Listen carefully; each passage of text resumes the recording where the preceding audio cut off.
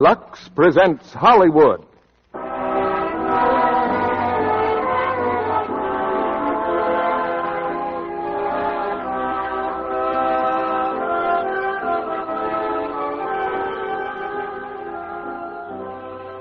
The Lux Radio Theater brings you the great Gildersleeve, Una Merkel, and Beulah Bondi in The Show-Off. Ladies and gentlemen, your producer, Mr. Cecil B. DeMille.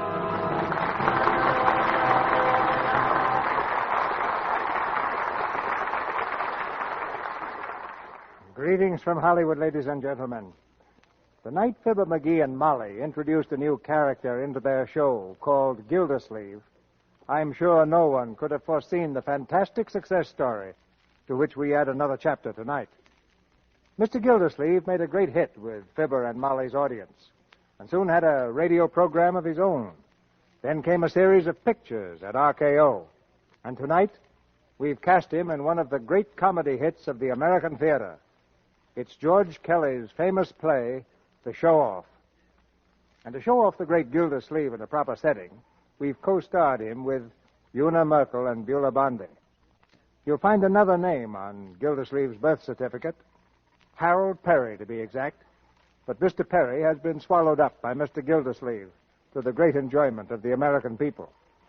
In The Show-Off, he plays Aubrey Piper, a gentleman with a talent for getting into trouble. Witness the case of his brother-in-law's invention, which you'll hear more about in just a moment. Some inventors are remembered by everyone. The names of others are lost in the fog of time.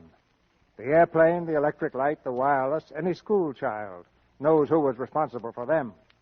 But nobody knows who invented the wheel or who invented soap. Yet someone did invent soap hundreds of years before it reached the level of perfection that's called Lux toilet soap. I leave it to you. How many modern inventions would you give up before you do without soap? In research for a picture about Cleopatra, which I made a few years ago, I discovered that she had several ladies-in-waiting whose job it was to help her keep beautiful.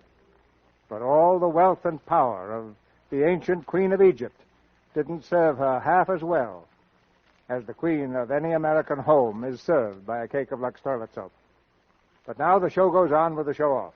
And here's the first act, starring the great Gildersleeve as Aubrey Piper, Una Merkel as Amy, and Beulah Bondi as Mrs. Fisher.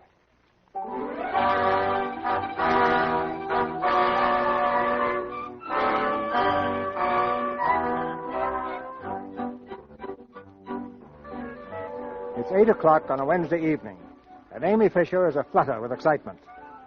8 o'clock Wednesday is a big moment in Amy's life, for at 10 after, a certain party will ring the doorbell of the little frame house near Philadelphia.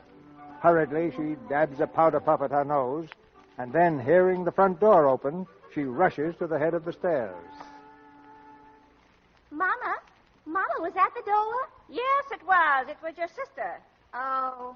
Mama, when the bell rings, let me answer it. Hello, Clara. How's Frank? All right. Mama, did you see my blue bar pin? It was in my drawer. Well, look in the drawer. I haven't seen it. What's all the excitement, Mama? Wednesday night. Oh. Is that fella still coming here? Oh, right on the dot, such as he is. It looks like a steady thing, Clara. You never in your life heard anybody talk so much. I don't know how Amy stands him. Your pop can hardly stay in the room where he is. Well, doesn't she take him into the parlor? She does, yes, but she might just as well leave him out here, because he's not in there 5 minutes till he's out here in the kitchen again talking about politics. You'd think he knew something about it. And the investment business. He's always talking about that, too. That's where he works, you know, the Billings Investment Company. He says he's head of the sales department. But I says to your brother Joe, I says, I don't know how he can be head of anything from the talk of him. Joe says he's a nut. But you don't dare say anything to Amy about him. Oh, no. She thinks he's heaven's gift to the Fisher family. And for all she knows about him, he could be a tramp in the park instead of with the Billings Company. Well, that's where he works, though, Mom. How do you know? Well, Frank knows him. You're Frank? Uh-huh. He says he eats his lunch at the same place, there at 15th and Arch. And does he say he knows him? Why, sure. He says he's seen him around there for a long time. Frank calls him Carnation Charlie. He says he's always got a big carnation in his buttonhole and carries a cane. That's the one. He's always got it on when he comes here, too. I believe in my heart, Clara, that's what's turned your sister's head. Oh, my. Did Frank say what his name was? Aubrey Piper, I think. That's it, Aubrey Piper. Sounds more like a place than a man's name. What does he do at Billings? He's a clerk. A clerk. I knew it. Head of the sales department. Hello, Clara. Oh, hello, Pop. Well, has that nut arrived yet? Not yet, but he will. I hope to heaven he stays in the parlor tonight. I want to read my paper. And if he slaps me on the back once more, I'll kill him. That laugh of his. It's enough to drive a man crazy. What's that? Must be Joe. He's down the cellar trying to fix the radio. Joe? Is that you? Yeah. Give me a hand with the set, will you, Pop? Oh, I thought you was going to keep it downstairs. There isn't enough light. Okay, thanks, Pop. Well, has that screwball come in yet? Well, he certainly is a big hit with his family. Laughing Louie. He's a first-class pest, that guy. Every time I'm working on something, he sticks his nose in it. What are you doing? What are you doing? You know that formula I've been working on to prevent rust? He got his nose into that the other night, too. Next time he does it, he's going to get socked. Oh, there he is now. Amy? Put out the light in here and shut the door. Maybe he'll think we've gone out. Well, I gotta go. Well, go out the back door if you don't want to be here all night. Amy! Goodbye, Mom. Goodbye, Pop. Goodbye. Be quiet now. If he hears a voice in here, he'll pop in here like a jumping jack. Just a minute. Aubrey. Hello, Aubrey. Greetings on you, little girl. How's every little thing? Hitting on all three? Come in, Aubrey. Right on the job, Amy. 10 minutes past on the dot. The pride of old West Philly never misses. No, sir. I'll take your hat, Aubrey. Anything to please the ladies. Here you are. And the boy rode off with many thanks and many a backward bow. Oh, come on in the parlor, Aubrey. 1 second, little gal. One little favor. Never again will I trouble the belle of old North Philly. How about a drink of the old Aqua Pura, huh? That's water to me. Of course, Aubrey. I'll be right back. Make yourself comfortable. Don't you worry about me, little gal. Amy, shut that door. Oh, what's the matter, Mom? I just want to get a drink of water for Aubrey. Listen, Amy, I don't want that fellow popping in here. Hi, good evening, ladies and gents. Yeah. Oh. Stay right where you are, folks. Right where you are. Going right out on the next train. How are you, little mother? Evening, Pop. Hiya, Joe. Hello. Amy, step on the gas with the old Aqua Pura. Man's got to have a drink. How about it, Pop? You'll stay with me on that, eh, Pop? Oh, listen, I don't like to be slapped on the back. Yes, sir. Yes, sir. I want to tell you this is a very pretty little picture of domestic felicity. Father reading, mother knitting, and little old Joe Edison Fisher there working 18 hours a day to make the rich man richer and the poor man poorer. What about it, Popcorn? Am I right or raving? Oh, will you let me alone and keep your hands to yourself? I never saw such a pest in my life. Oh, what's the matter with Popsy Wopsy? Little off his feed, eh, Mother Fisher? Here's your water, Aubrey. Thank you, my dear. Blushing as she gave it, looking down at her feet so bare in her tattered gown. Yeah. How's that, Mother Fisher? Can't beat that little old Willie Shakespeare, now can you? No, sir, I'd like to tell the brothers that little old Shakespeare party shook a wicked spear. Yeah. Well, here's laughter, ladies. And Mr. Marconi, my best regards to you. Ah, very nice indeed. And a sweeter draught from a fairer hand was never quaffed. Oh, you. Well, Mr. Joseph, what are you doing? What are you doing, Joseph? I am fixing something. At it again, eh? The young inventor himself. Well, Mr. Joseph, I want to tell you you're wasting your time. When you're all through, they'll offer you 20 cents for it and sell it for $20 million, take it or leave it, sign on the dotted line. Yes, sir. That's exactly what they did to little old yours truly here. 20 Lincoln Anacondas for a formula that would have solved the greatest problem before the industrial chemical world today. What kind of a formula? Why, a formula to prevent the rusting of iron and steel. A solution of vanadium and manganese to be added to the metal in its molten state instead of applied externally. Where did you hear that? Hear what, my boy? About a rust preventative using vanadium and manganese? Little idea of my own. Yeah. You heard it right here in this room. I was talking about it last Sunday. Oh, you thought of it too, eh? Well, just goes to show you, Joe, great minds run in the same... Oh, shut up. You give me a swift pain. I love that boy. Yes, Mother Fisher, that little boy of yours has got some great ideas. I was speaking to some of the men who work under me just the other day, Mother. I said, gentlemen, the inventive genius in this country is... where are you going, Mother? I got a touch of the same pain. Good night. Must be an epidemic around here. Oh, Aubrey. Aubrey, let's go in the parlor, shall we? Yeah. You know, Amy, sometimes I get a funny feeling that your folks don't like me.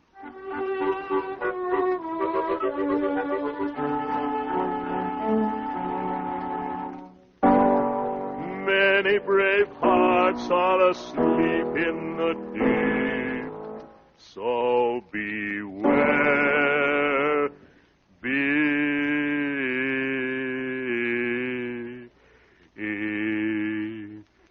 well, a little high, I guess. Yes, Mother, do you want something? I just wanted to tell you that it's nearly 12 o'clock. We're all going to bed around here. I was just about to take my reluctant leave, little mother. Well, I don't want to hurry you. Not at all, not at all. In fact, the recent outburst was in the nature of a farewell concert. A little old song at twilight, you know, Mother Fisher, to soothe the savage beast. Yeah. Come on, Aubrey. I'll walk to the gate with you.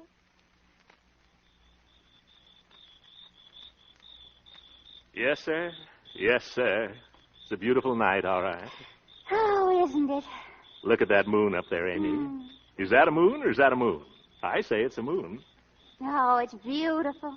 Yeah. You know, it's times like this when a man gets to thinking, Amy. Does he, Aubrey? Yes, sir. That old moon up there makes you think a lot of things. A man's got to be pretty careful. Oh. But when a man's knocked around the world like I have, a man gets pretty wise. When a man meets the right girl, a man knows he's met the right girl. Do you follow me? I think so, Aubrey. Amy, do you think a married couple can be happy on $100 a week? Oh, Aubrey, yes, I do. Be nice if they had it, too. Aubrey, is that how much you... Well, more or less, more or less. Right now, it's a little less. But I'm thinking of putting over a deal, Amy, just between us two, you know. I don't think it makes any difference how much a man makes. I think when a girl cares for a man, loves a man, that's all that counts. The only important thing in the world, or should be, even if he doesn't have a dime, don't you? Well, I got 2 nickels. No. I mean, don't you think about love? Oh, sure. Ever since I was 14, Amy. Yes, sir. It's a little old Cupid dart that counts. And after all, you can't buy happiness, can you? Definitely not. So they say. Well? Well? Amy, what do you think, huh? You mean about... Yeah, what do you say? Is it a go? Say yes, Amy. Say you'll pool your coffee ration with me. Aubrey, you mean will I marry you? That's the general thought I'm trying to convey. Oh, Aubrey, yes, I will, Aubrey, any time you say. Amy. Amy Piper.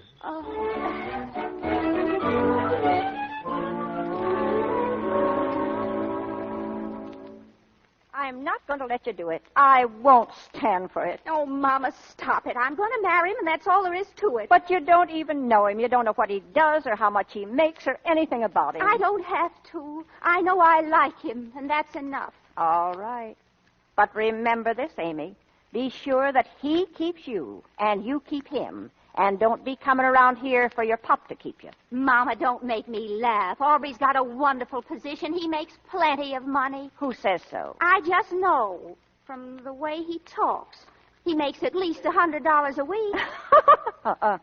Who ever heard of a clerk making $100 a week? A clerk? Where did you hear that? From Frank Highland. What does Frank Highland know about it? He knows Aubrey Piper, and Frank says he's a clerk down there just like 5 million others. Oh, that just shows how much he knows about it. Aubrey told me he makes $100 a week, and what's more, he's going to swing a great big deal pretty soon. The only thing he'll ever swing is that cane he carries.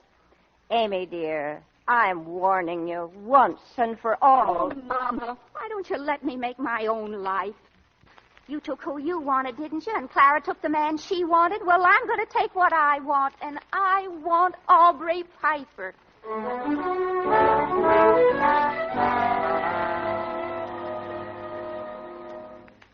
you'd like a raise, eh, Piper? Well, that's the general idea I was trying to convey, Mr. Williams. What for? Well, the way I figured is this. A man's going to get married. Well, when a man gets married, he's got to have enough to support a wife, right? Right. And I figure about $100 a week, maybe a little more. How much do you make now, Piper? 35. Not very much, Mr. Williams. No, it isn't. But this investment business isn't what it used to be either. Yes, sir, but... 35 is all you're worth, Piper. But, Mr. Williams... From what I've seen of your ability, it's more than you're worth. Yes, sir. Now, would you like 35 or nothing at all? No, sir. What makes you think you're entitled to a raise? Well, You don't have to get married, do you? No, sir. Then put it off for a while. Yes, sir, but That's all, Piper. That's all. Goodbye. Yes, sir. Yes, sir.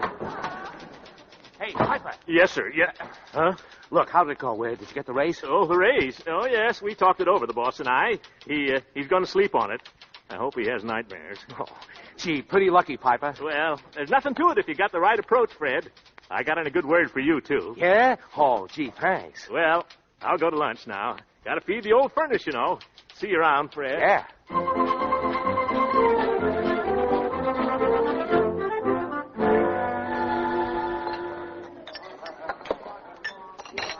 Hi, Aubrey. What'll it be? Hi, Sam. I'll have a ham on rye and a chocolate frosting. And don't spare the ice cream, Sam. 2 scoops? Oh, 2 scoops, sure. What do I care? That's a nickel extra, Aubrey. Slap it in there, Sam. You know Piper, the old sport himself. Sure. 1 ham on, 1 frosted, scuba double. Aubrey. Amy, what are you doing way down here? Aubrey, I have to speak to you. Say, I'm glad you came, Amy. You know that deal I was talking about? Well, it didn't go through, honey. I mean... Aubrey, listen. So I was just thinking maybe if we could postpone getting married. Aubrey, I've got to tell you, darling, it's awfully important. I've done it, Aubrey. Done what? I've done it. I've left home. You left... Oh... Oh, I just had to. I couldn't stand it anymore, and I just told Mama. I said, I'm leaving, Mama, and that's that. You told Mama, huh? Oh. Well, I was just going to tell you, Amy. That deal, I mean, where are you going to live? I don't know. I haven't even thought about it. I've burned my bridges, Aubrey. You burned mine, too. Oh, well, I guess we better get married pretty soon then, huh? Oh, Aubrey, do you suppose we could? Oh, sure. You just leave everything to me. Oh, Aubrey, that'd be wonderful. And it doesn't really make any difference, does it? I mean, we were going to be married anyway, and, well, you make so much money and all, and, oh, Aubrey, tell me it's all right. Oh, it's fine, Amy. It's fine. Just a minute. Hey, Samuel. Samuel. Yeah? Cancel that extra scoop, will you?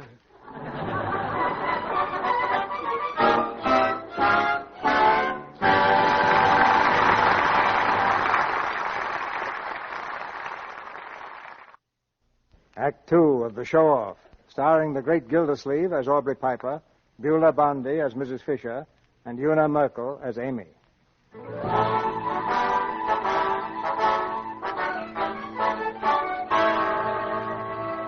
6 months have passed, and the romance of Amy and Aubrey has blossomed into marriage. Amy is too proud to admit it to her family, but she has discovered, as wives sometimes do, that her mate is more talk than action. He's not the head of his department, nor does he earn the expected $100 per week.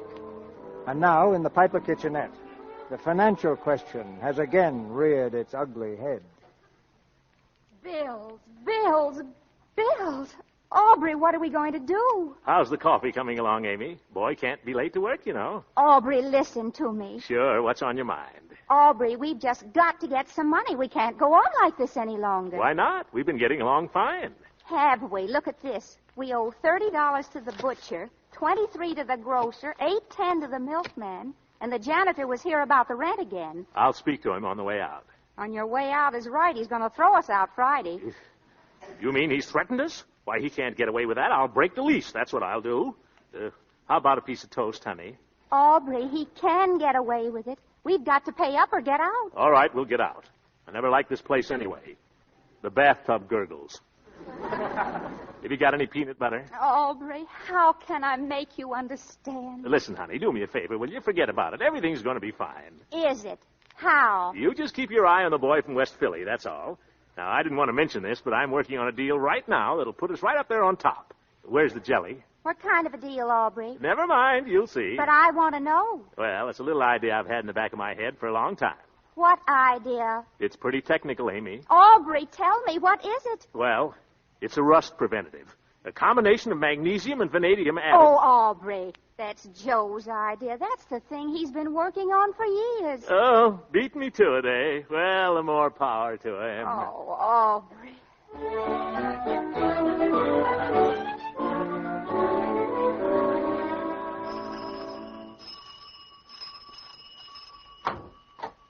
Good evening to you one and all. Hello, Mother Fisher. Oh, hello. It's you, is it? What's the good word, Mother? Been siphoning out any gas tanks lately? Where's Amy? Is she here? No, ain't she home? No, I just came by there. Well, she ain't been here today. Yeah, she was saying this morning she thought she'd go out and look for a house today. I suppose she hasn't got back yet. I wanted to take her to the movies. I got the loan of Harry Albright's car. Did you say she was out looking for a house? Yeah, we got to get out of that place we're in. The Acme Machine people have bought the whole block. They're going to put up a new factory there. How soon do you have to get out? Friday. I mean, as soon as we can find another place. Well, I'm afraid you won't find it so easy to get a place as reasonable as that again in a hurry. I don't want a place as reasonable as that. I want a real home, Mamma Mia. Something with ground around it. Where I can do a bit of tennis in the evening. Well, if you do, you'll pay for it. That's exactly what I expect to do, Mother Fisher. Not giving you a short answer, of course. That's exactly what I expect to do. And no more of the old first-of-the-month business for this growing boy. He's all washed up, signed on the dotted line. I'm going to buy, Mother. Buy? Buy what? A house, Mother Fisher. A real little home. You ought to go out along the boulevard some Sunday. Some fine little buys out there. Well, there's no danger of your going out along the boulevard except for a walk. Yeah. Well, a lot of people out that way, Mother. And a man's got to live someplace. Well, if he's wise, he'll live where he's able to pay for it. Besides, you haven't got any furniture for a house, unless you don't mind sitting on the floor. The matter of furniture nowadays, little Mother, is a very inconsequential item. It still costs money, don't it? Money. That's something that never worries me. I know, but it worries me. Yeah. How are you going to buy furniture when you haven't got any money to even buy a house? Don't fret, Mater. There's things in the wind. Things in the wind. Well, there ought to be. There's plenty of it. Plenty of what, Mother? Plenty of wind. Yeah. Well, right there with the old sense of humor, eh? Well, I guess I'll mooch along. Yes, mooch. Oh, say. If Amy calls, tell her I got the loan of Harry Albright's car. Fred Myers and I will meet her in front of the Rivoli at 8 bells. I suppose you mean 8 o'clock, don't you? Give the lady a cigar, Professor. Well, cheerio, Mrs. Whistler. Who? Mrs. Whistler. Man's dream of an ideal mother. Oh, shut up, you fool. Go on, mooch. Yeah. Cheerio, gal. Many brave hearts are asleep in the deep. Hello, Aubrey. Well, Jojo, the dog-faced boy. How's the lad? Oh, I'm okay, fine. What's the matter, Joe? You look excited. Well, I am, in a way. Look, Aubrey, can you keep your mouth shut about something? You can trust me, Jose. Sphinx Piper, my friends call me. What? Sphinx. Oh. Well, Joe, what's the big secret? Well, I sold it. Sold it? Sold what? My invention, the rust preventative. No. Yeah, I was down at the Miller Grant office all day. I went over the whole thing with them, and we're going to tie it all up Monday morning. Nice work, Mr. Joseph. I hope you got yourself a good slice of the old moolah. I think it's all right. They're going to give me $50,000 for it. 50,000. Well, not bad. First offer, I suppose. First and last. I'm grabbing it. Don't be a sucker, Joe. Give them the old hard-to-get treatment. They'll come through with twice that. Oh, no. This is too good to fool around with. Anyway, I'm satisfied. You know, we can do a lot with that money. We certainly can. I was talking about the family. Oh, the family. Yes, of course. That's what I meant. But I still think you could get more, Joe. What you need is somebody to go in there and talk to those guys. Somebody to... Cut it out, will you? I'm satisfied. I'm sorry I mentioned it to you at all. Hey, Aubrey, what do you say? Right there, Fred. Well, best of luck, Joe, my boy. Don't forget now. Don't say anything about it. Mum's the word, Joe. Mum's the word.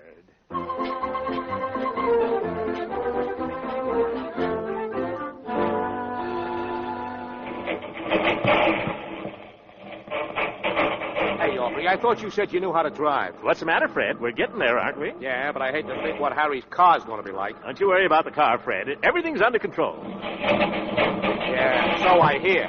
It's got a slipping clutch, that's what it is. Hey, that's a red light. You better stop. Huh? Oh, boy, Aubrey. You're about the world's worst. I think I better get out and walk. Oh, we'll be there any minute. Just let that little old light give me the go-ahead, Fred, and we'll be zipping on our way. Here we go. Hey, what? What's the matter? Look out for that car. Look out. Look out!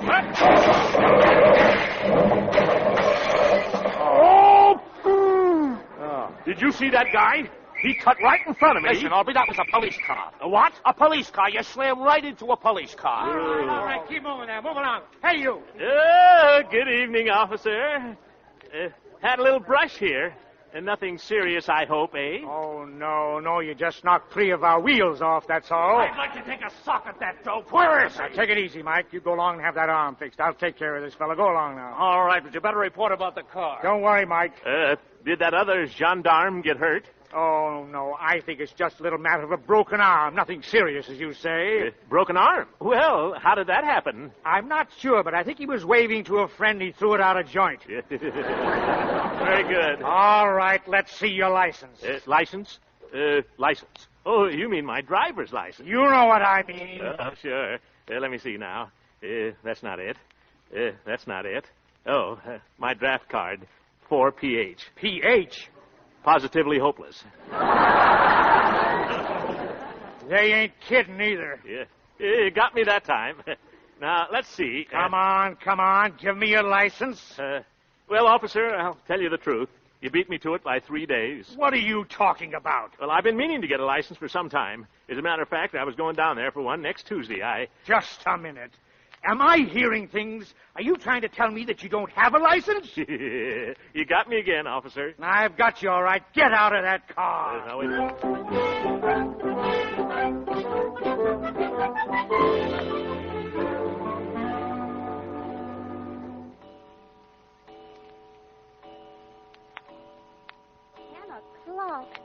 I can't understand it. I waited at the movies for over an hour. If he wasn't going to come, he would have called here, wouldn't he? Don't ask me what he'd do. I'm beginning to get worried. He says you've got to get out of that place you're in. Yes, that's what I was doing today, looking around for something. Did you see anything? Oh, I saw a couple of places that were fair, but they want too much money. You're not really looking for a house, are you, Amy? Yes, if I can find one. Aubrey says he will not live in rooms any longer, and he doesn't want to pay rent. He wants to buy. Amy, I thought you had a little sense, but you're nearly as bad as him. You talk awfully silly, Mother. You'd think everybody that was married was living out in the street. Well, that's where a good many of them would be living, Amy, only that somebody belonging to them is giving them a hand. You're everlasting borrowing as it is. Well, I always pay it back, don't I? You do when you get it, but that's not the point, Amy. It's that what you get 1 week don't last you till the next. Oh, Mother, let me alone. If you're trying to make me say I'm sorry I married Aubrey, well, I'm not. I'm glad I married him, and I wouldn't change him for anyone else I ever met in my life. So there. All right, Amy, but someday that man's going to bring trouble on us. I can feel it in my bones. He won't bring trouble. And if he does, it'll be between him and me. You don't have to worry. All right, Amy. Is that you, Joe? It's me, Mom. Oh, hello, Clara. What you doing here? Well, I don't know. Isn't Frank here? You're Frank? He called up the house and said I better get right over here. It was something about Aubrey. What about Aubrey? Well, I don't know. I couldn't understand what he was saying. Oh, I hear you moving, Amy. Yes, we are. We want a house. A house? Oh, Amy, if you can't pay your rent where you are, how do you expect to pay more? How do you know I'm not able to pay my rent where I am? Now, don't you start a fight, Amy. Oh, but I'd just like to know what business it is of hers, whether I can pay my rent or not. Nobody's asking her to pay it. Oh, no? Well, your husband's been to Frank Highland twice already to pay it. What? That's a lie. It is not. He's asked him twice and got it, too. Till I put a stop to it. Mama, make her take that back. I won't. It's true. Now, you hush up, both of you. I guess if Clara says it's true, Amy, she must know. And it just goes to prove what I said. Oh, let me alone. I told her that man would start trouble. Well, now, who should arrive? Oh, buenas noches, little mother. Is Amy here? For land's sake, what's happened to you? What's that bandage on your head? Bandage? Oh, yes. Nothing to get upset about. Beginning to rain outside, Mother. Never mind the rain. The rain didn't do that to you. I guess you ran into somebody, didn't you? Don't get excited, Mama. Just a little misunderstanding on the part of the traffic officer. You don't mean to tell me that you ran into a traffic officer. Control now, little Mother. I assure you there's no occasion for undue solicitation. Good evening, Clara. What happened to your head? The veriest trifle, Mrs. Highland. Just a little spray from the windshield. Where's that car you borrowed? Smashed, I guess, ain't it? The car I borrowed, Mother Fisher, is now in the hands of the bandits of the law. The judicial gentlemen who collect fines for motorists. by ordering them to go one way and then swearing they told them to go another. Never mind your fancy talk. I want to know who you killed, and where's the automobile that someone was fool enough to lend you? The automobile, little mother, is perfectly safe, parked and pasturing in the courtyard of the police station. So you got arrested. Well, I accompanied the officer as far as the station house, yes. And while I was there, I told them a few things about the condition of traffic in this city. I guess they told you a few things, too, didn't they? Repeat the question, please. Oh, shut up. Yes. What did they do? Fine you? Well, they were all set to find me. But when I got through with them, they didn't have a leg to stand on. So they trumped up a charge of driving an automobile without a license. Did they take the automobile away from you? Nothing of the sort. They simply complied with the usual procedure in a case of this kind, which is to release the defendant on bond pending the extent of the victim's injuries. So there was somebody injured? The traffic cop that ran into me. For heaven's sake, couldn't you find anybody but a traffic cop to run into? I didn't run into him, Mother. You don't understand the circumstances of the case. Well, I understand this much. They can give you 10 years for a thing like that, and it'd just serve you right if they did, too. Borrowing people's automobiles and knowing no more about running them than I do. No time like the present to learn, Mother. Well, you'll have plenty of time from now on if that officer's seriously injured. He was faking a broken arm around there when I left. Oh. But it's a wonder to me the poor goof wasn't signed on the dotted line. He ran head-on right into me. Did they take the cop to the hospital? I believe they did. Oh, Aubrey, what happened to you? Well, the little woman herself. Hi, Amy. What is it, Aubrey? Nothing in the world, baby. I had a little mix-up on Broad and Erie Avenue. You didn't get hurt, did you? Nothing but a scratch on the medulla oblongata. Just a little shake-up. He nearly killed a traffic officer. That's how much of a shake-up it was. You didn't, Aubrey, did you? Certainly not, Amy. Your mother's raving. The man's in the hospital. I don't know what more you want. Is he, Aubrey? Do you think I'd be here if he was? You wouldn't be here only that someone was fool enough to bail you out instead of letting you stay there where you couldn't be killing people. Are you out on bail, Aubrey? They always bail a man in a case like this, Amy. They got my car on their hands. I just got to call around for it Tuesday morning at 10 o'clock. I guess you just got to go down there to a hearing Tuesday morning at 10 o'clock and pay your fine. I guess that's the automobile you've got to call for. How much did they fine you, Aubrey? They didn't fine me at all. They'll do that Tuesday. Time will tell that, Mother Fisher. How much bail did they put you under, Aubrey? 1,000 berries, Amy. $1,000? What? That's regulation.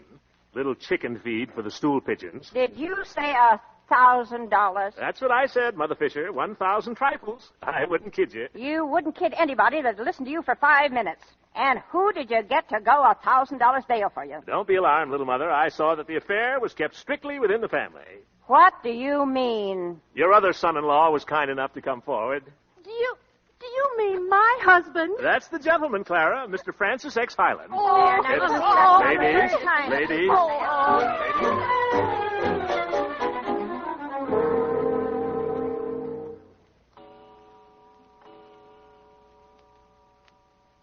Aubrey, don't you think you'd better go to bed? In a minute. I'm thinking, Amy. Is your head hurting you? I'm not thinking that hard.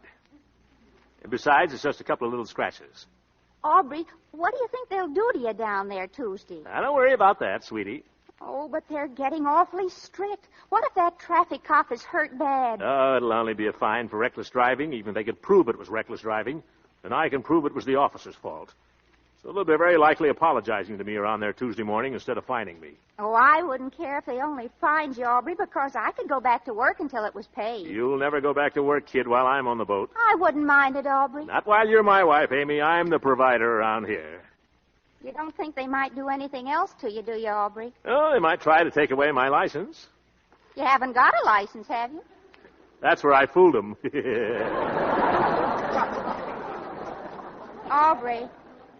Aubrey, what is it they send them to prison for? Look, Amy, everything's okay. I've got the whole thing worked out in my mind right now. All I've got to do is pay that little old fine, and I'm as free as the air. Why, it's a cinch. How much will the fine be? Well, I can't tell. Maybe that 1,000 berries. $1,000? Where'll you get $1,000? Now, stop it, honey. Look, I'll have that $1,000 Monday. It's a breeze. $1,000 Monday? Sure. How? Look, if a fellow was going to sell something for $10, see? Yes. And I knew it was worth at least $20, see? Well, if I went to the men who were going to buy it for 10 and I convinced them they ought to pay 20, well, I'd be entitled to a commission now, wouldn't I? At least 2%. 2% of the difference, sign on the dotted line, and I got my $1,000. But, Aubrey, that would mean that you'd have to sell something for $100,000. That's the ticket, Amy. You mean that somebody's selling something for $50,000 and that you can get $100,000 for it? Amy, it's a cinch.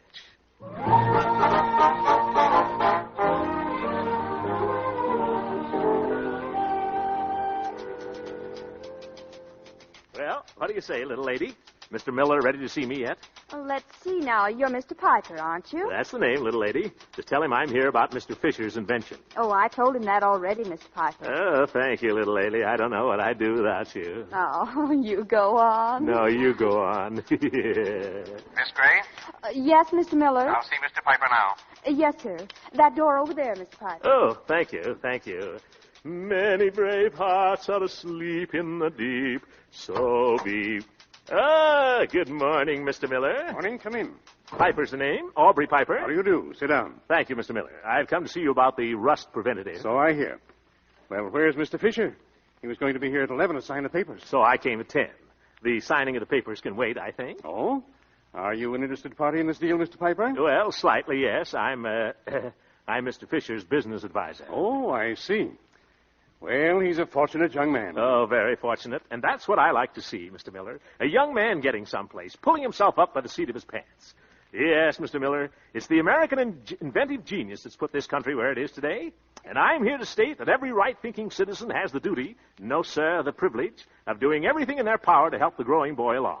Am I right or wrong? Shake it up, brother. Shake it up. Just a moment, please. Yes. Now, let's not beat around the bush. I'm a man of a few words, Mr. Miller, and I can see that you are, too. Now, what I like to do is come straight to the point, sign on the dotted line, wrap it up, and take it away. Now, you know what this boy has done. Just one little idea, you say. One simple operation. That's true, Mr. Miller, but we can't pass it off like that. Oh, no. Now, you're a businessman, Mr. Miller. Your time is valuable, and so is mine. So let's settle right down now here. Just what are you talking about? Mr. Fisher's invention. What else? Well, you're a little late. We went all over this with Mr. Fisher last week. We're giving him $50,000 for it this morning. Now you've hit it, Mr. Miller. Right on the old button. $50,000. A paltry, measly, contemptible... Shame on you, Mr. Miller. What's that? Think of it. Put yourself in this boy's place. $50,000 is a very fair price. Not for genius, Mr. Miller. Genius is priceless. And I'm here to stay... Wait, please. Am I to understand that you'd like to call this deal off? Now, Mr. Miller, don't you jump to conclusions. We want you to have this invention, but at a fair price. All right, Mr. Piper, let's have your proposition. Thank you, Mr. Miller. In the first place, we want $100,000 on the line as an advance. Oh, really? A check will do, but cash won't hurt. Number two, the Miller Grant Company will have to sell it at their own expense. I see. And number three, we want 1/2 the net on every gallon sold as a royalty. There you are, Mr. Miller. That's our proposition, and a fairer one you couldn't find. Am I right or wrong? Shake it up, brother. Shake it up. Mr. Piper, I'm afraid you're wrong. Yeah. Huh? I said you're wrong. Now listen here. I'll do the talking now. Who do you think you are walking in here trying to bulldoze me out of $50,000? We made a fair price, and we were ready to stand by it. But I don't like the way you do business, Mr. Piper. And you can go back and tell Mr. Fisher that he can thank you for this deal falling through. Now, what was that? The deal is off. We won't give you a lead nickel. Now, wait. I'm sorry, Mr. Piper. Good morning. But you can't do this. Oh, yes, I can. There were no papers signed, and there won't be any papers signed. Now, get out. Mr. Miller, you're making a terrible mistake. Will you please get out? Now, let's be reasonable, huh? We'll come down a little bit. Make it $75,000. I told you I wouldn't... Make it $60,000. No. $55,000. No. $53,000. No. $52,000. No. $51,000. No! You're a hard man, Mr. Miller. And just for that, we won't sell it to you at all. We'll take our product elsewhere. And you'll regret this to the end of your days. Just remember, whenever you hear the Fisher-Piper process, that you could have been in on the ground floor and you missed your chance. Good morning, sir. Oh, this is one of my bad days.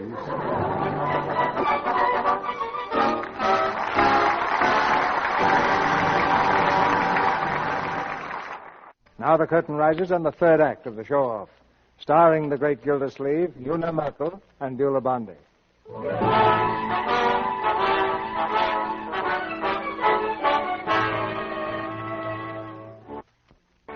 It's the morning of Aubrey's trial. In the corridor, just off the courtroom, the luckless show-off stands cracking his knuckles with nervousness. For the first time in his life, Aubrey is scared. With him is his benefactor, a sad-faced, sad-eyed man, his brother-in-law, Frank Highland. And take it easy, Aubrey. Don't try to tell the judge his business. If he finds you, just keep your mouth shut. I'll take care of whatever it costs. Gee, Frank, certainly is swell of you to stick by me like this. Oh, it's all right. If I can ever do anything for you, just tip me off. Yeah. Things certainly been going awful lately. Did you hear about Joe? Joe? No. What's the matter with Joe? He had a deal all set for $50,000 for his invention. Went down there yesterday and they wouldn't even see him. Well, what do you know? No explanation or anything. No. Well, just goes to show you. You can't trust those fellas as far as you can throw them. Yeah. Wish I knew what gummed it up. So do I. Aubrey. Oh, hello, Amy. Glad you got here, kid. Hello, Frank. Hello. Well, I'll see you later. I gotta get some coffee. No refills, Frank. See you in court. Well, honey. Aubrey, are you nervous? Nervous? Who, me? Yeah. Oh, Aubrey, don't worry. It'll come out all right. It's not only the trial, Amy. That isn't so much. I got something else on my mind, Amy. I've just discovered I'm a terrible heel. Aubrey! That's right. It's an awful blow to me after all these years. Oh, what are you talking about? Amy, listen. Remember that deal I was going to swing? That $100,000 thing? Yes? It didn't go through. Oh, that's all right. I hope Joe feels like that. Joe? Yeah, it was his deal, the invention. I crabbed it for him. Oh, Aubrey. All right, go ahead. Give it to me. I deserve anything I can get. But how did it happen? How? It was all settled. Well, yes, but I went there to talk for Joe. Oh. I thought I could bluff him into it, Amy, and instead of that, they bluffed me out. I was only trying to do a good turn, that's all. I guess you can't help it, Aubrey. I guess it's just the way you're built or something. Oh, honey, from now on, it's going to be different. I'm going to be a brand new heel. Man, you wait and see. Well, what are you going to tell Joe? Joe? Oh, you think I ought to tell him, huh? Well, you've got to tell him. You've got to take your medicine, Aubrey. All right. I'll face him. I'll face him like a man. Joe, I'll say. Joe, my boy. I'd rather face my draft board.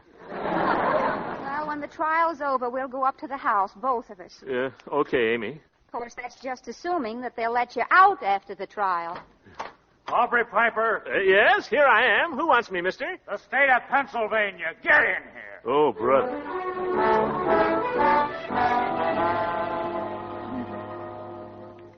Here it is. Look, Clara, it's in the papers already. About Aubrey? You'd know it was about Aubrey if they didn't even mention his name. Oh, what's it say?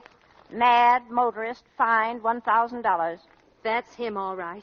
I suppose Frank had to pay it, too. Aubrey Piper of 903 Lehigh Avenue was arraigned today before Magistrate Lister to answer to the charges of reckless driving, injuring a traffic officer, and operating an automobile without a license. Magistrate Lister heard a plea of leniency and fined the defendant $1,000. Look, there's his picture. Aubrey's picture? Oh, carnation and all. I'd like to get my hands on that fool. I'd tell him a thing or two. Disgracing the whole family. Well, here's your chance. Oh, hi, Clarabelle. Come on in. Hello, Amy. Hello. Well, it's all over. The said and done. Sign on the dotted line. Greetings, Mother Fisher. You're looking very beautiful this afternoon. Pretty as a gangster's moll. Yes, sir. Shut up. What's the matter, Mother? What'd they do to him, Amy? Oh, nothing much. I'll tell you what they tried to do. You keep quiet. Nobody wants to hear what you've got to say about it at all. Well, I told them down there what I had to say about it, whether they wanted to hear it or not. I told them plenty. And then they fined you, didn't they? A little. Yes, they fined you $1,000. It's all right here in the paper. Mad motorist fined $1,000. Is that what they called me? Why, I'll sue them. Let me see that. Not a bad picture, is it? Oh, give me that paper. What do you want to do? Put it in your scrapbook? Oh, Mama, let's not fight about it. We're in trouble enough right now. Let's forget it. Oh, sure. Forget it. Is Joe here, Mama? No, he ain't. Well, Aubrey wants to see him about something when he comes. Then we're going home. I'll go make a cup of tea. Nothing for me, Amy. I couldn't eat a thing. Who asked you to? All right, Mother, all right. Is that you, Paul? It's me, Mom. Oh, come in. You've got company. Who is it? Oh, hello, Aubrey. Oh, hi, Joe. How'd you make out today, Aubrey? Well, I'll tell you. They fined him. He's lucky he isn't in the Hooskow right now. Oh, that's too bad. Joe, listen, I got to speak to you about something. Not now, Aubrey. I'm pretty busy. Yeah, but it's very important, Joe. What could you have to say that's important? You know who he is, don't you, Joe? He's the mad motorist. You cut it out, Mother. What is it, Mom? Right here in the paper, look. Oh, I never thought I'd live to see a thing like this happen. You know, there's something else in tonight's paper, Mom. What? Just cast your eyes on this right here. Well, what is it? Philadelphia youth makes important chemical discovery. Mr. Joseph Fisher of North Philadelphia perfects rust preventative solution. How do you like that? Joe, did they buy that thing from you? $100,000, Mother. They signed for it this afternoon in the lawyer's office. What, Joe? Oh, Joe, that's wonderful. Oh, I'll go tell Amy. Wait a minute. What is all this? Here, read it. Joe, I can't believe it. Let me see that thing. They sent for me to come over there this afternoon about 2 o'clock, and they had their contracts all drawn up and everything. What did you say about $100,000, Joe? Well, that's what they paid for it this afternoon on account. Then they're to market it for me from their laboratories and give me half the net. Net? What's the net? Whatever's left after all expenses are paid. But did they give you any of the money, Joe? $100,000, sure. Not in money, though. Oh, not in dollar bills. No, they gave me a check for it. Well, Aubrey, what do you say? Not bad. I guess we put it over, eh, Jose? What do you mean, we? Yes, what do you mean, we? Who cut you in on this? Now, Mother, you never know. Oh, shut up. You know, it was a funny thing, Mom. When I first talked to the Miller Grant people, I was only to get $50,000 advance. Then they called it all off. But today they sent for me and said, okay, you win $100,000. And they're getting away with manslaughter at that. Keep still, you. You don't know anything about this at all. I made them think I knew something about it. You made who think? The Miller Grant people. What are you talking about, Aubrey? Do you know? Certainly I know what I'm talking about. I went to see those people yesterday. And what did you do up there? Well, I told them they'd have to double the advance if they wanted to do business with us. And what business was it of yours? Well, I'm Joe's relative, ain't I? Who told you were? Well, he's got to have somebody tend to his business, doesn't he, Mother? He's only a lad. He doesn't need you to tend to his business for him. He tended to his business long before he ever saw you. He never landed $100,000, though, Mother, till he saw me, did he? Well, what did you say to them, Aubrey? Well, Joe, I simply told him I was acting in the capacity of business advisor to you.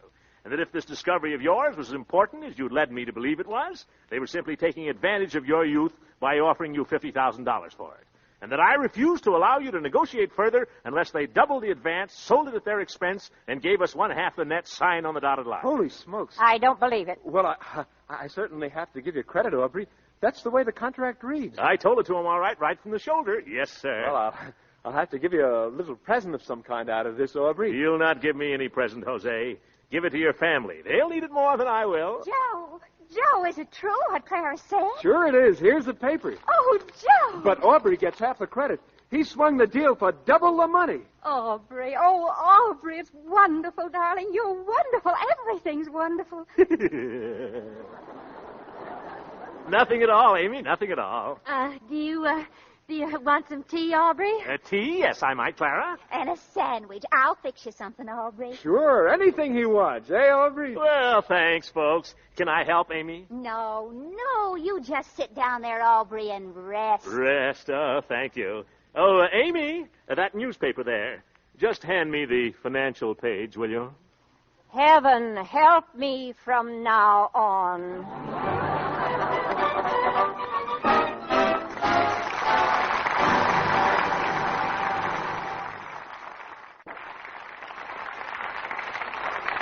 Ladies and gentlemen, next Sunday is the beginning of Boy Scout Week. This year marks the 33rd birthday of scouting in this nation, a third of a century of service. Every Boy Scout is working for his country now, helping to win the war. And tonight we join millions of other Americans in saluting their great work.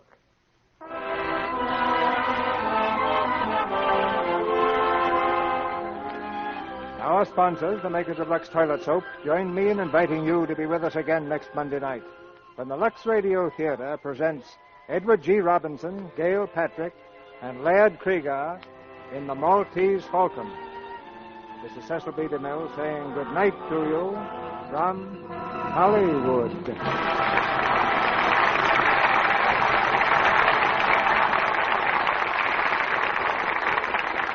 The Great Gildersleeve appeared tonight through the courtesy of the Kraft Cheese Company. Beulah Bondi will soon be seen in the Warner Brothers picture Watch on the Rhine, starring Betty Davis. Heard in tonight's play were Paula Winslow as Clara, Jeff Corey as Joe, and Eddie Marr, Norman Field, Leo Cleary, Charles Kane, Arthur Q. Bryan, Ken Christie, Sharon Douglas, and Fred Mackay. Our music was directed by Louis Silvers. And this is your announcer, John N. Kennedy, reminding you to tune in next Monday night to hear Edward G. Robinson, Gail Patrick, and Laird Kriegar in The Maltese Falcon.